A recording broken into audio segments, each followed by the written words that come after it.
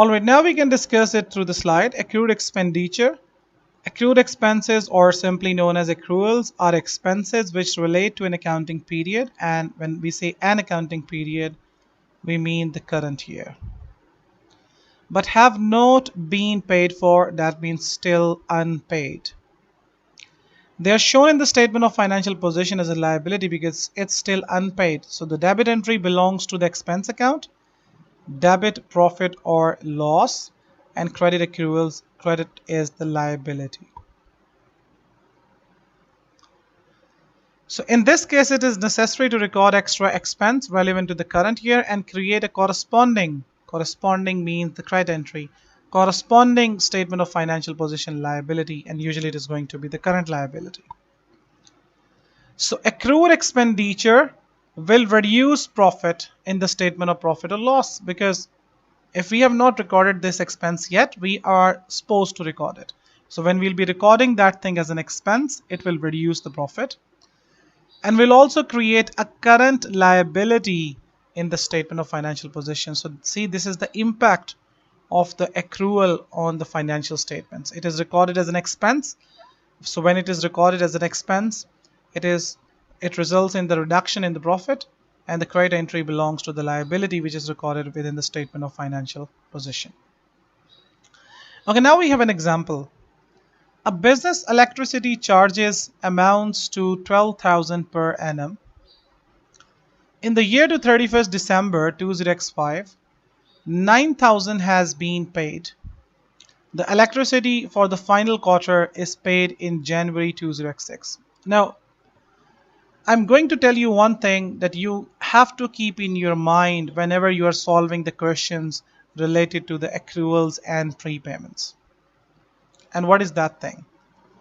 That thing is that you have to make a timeline. You have to make a timeline. When the year starts and when it gonna end.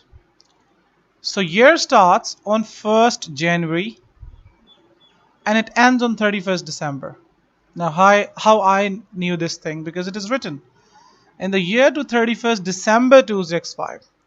So 31st December 2005 is the ending date, and it started on 1st January 2005. This is the timeline that you have to make whenever you are solving the accruals and prepayment questions. In the year to 31st December 2005, 9,000 has been paid. The electricity for the final quarter. Now quarter means they're making the payments in 4 equal installments after every 3 months. So for first 3 months, 3 quarters, 1, 2, 3. For first 3 quarters, they have already paid 9,000. 9,000 has been paid. And they say the electricity for the final quarter is paid in January. Now this final quarter,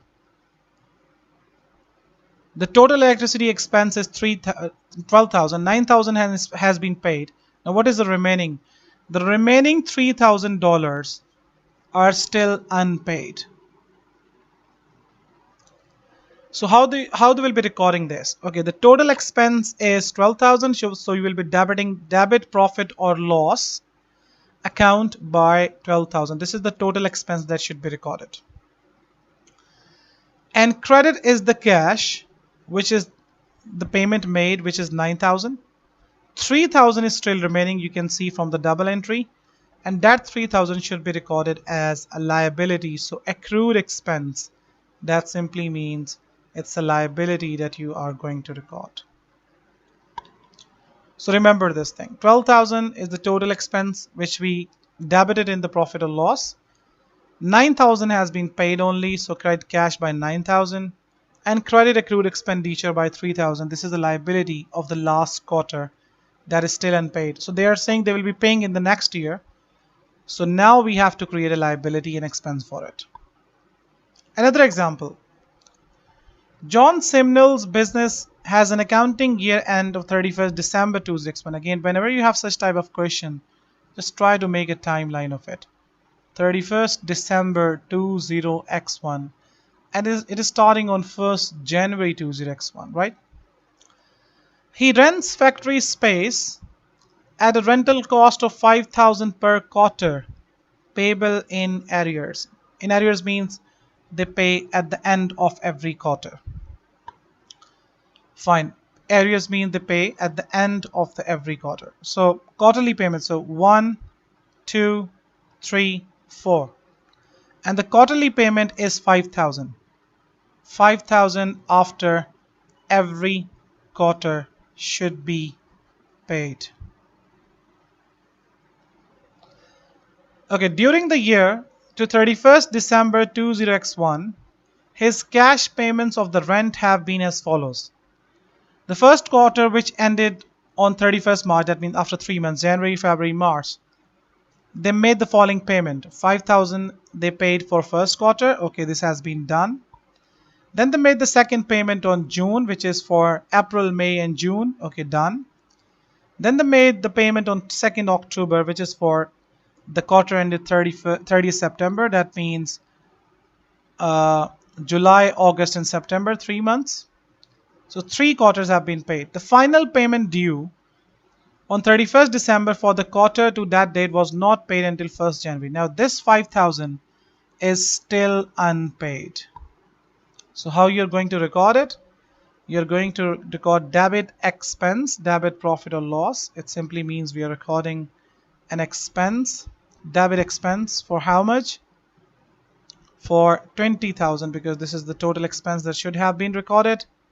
Credit cash, how much they have paid? Only 3 quarters payment, credit 15,000. And again credit accrued expense, which is going to be the liability. They have not paid 5,000 of it, which should be recorded as an accrued expense, which means simply the liability. Okay, now we have another example. Cleverly started in business as a paper plate and cup manufacturer on 1st January 20x2, making up accounts to 31st December 20x2. Now again, make the timeline for it. So started their business 1st January 20x2, and it is going to end on 31st December 20x2. Electricity bills received were as follows. Okay, fine. In the 20x2, they didn't receive any payment. On 30th April, they received the payment of 5279.47. On 31st July, so we can see that the payments are for months, different months. So they received the last this payment on 30th April. Okay, and this is for 31st July, so it is probably for May, June, and July. And then again they received the payment of 31st October, so it is for August, September, and October. And this payment was for February, March, and April. Okay, then they received the gas bill on 31st January. Now when they've received the bill on 31st January, so it is for November, December, and January. So this is how they are receiving the bills.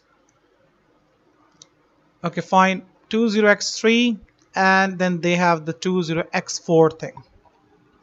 So they have received the following electricity bills in 20x2, 20x3, and 20x4. Fine. What should be the electricity charge be for the year ended 31st December 20x2? Now you have to see this thing that our year end is from 1st January to 31st December 20x2. Right? So we have to take the payments of 12 months over here. Now these three payments are simply of 20x2 from February to October. That's fine. From February to October. Now that's fine. February, March, April, May, June, July, August, September, October. These are the 9 months payment. Now what about the next? What about the November? What about the December? Right? What about the November and what about the December? So we are going to take this payment for the calculation of the November and December. So this 6491.52 is the payment of 3 months, which is November, December and January. So what we are going to do is 6491.52 divide by 3, because this payment belongs to 3 years, and multiply by 2. So here we are going to get the payment for November and December, which is going to be the part of this total payment of 9 months, which this is going to be added over here. So they got no bill for 31st January, so we do not have any figure for it. But for example, if we are having any figure for the last quarter as well, we'll be doing the same thing over here. Whatever the bill is, divide by 3, multiply by 1, we'll be getting the bill of the January. But let's assume they are charging them from February and no bill for January, then there will be no payment for it. So if we got the payment for 20x1 last quarter, we will be able to calculate the payment of 31st January 20x2.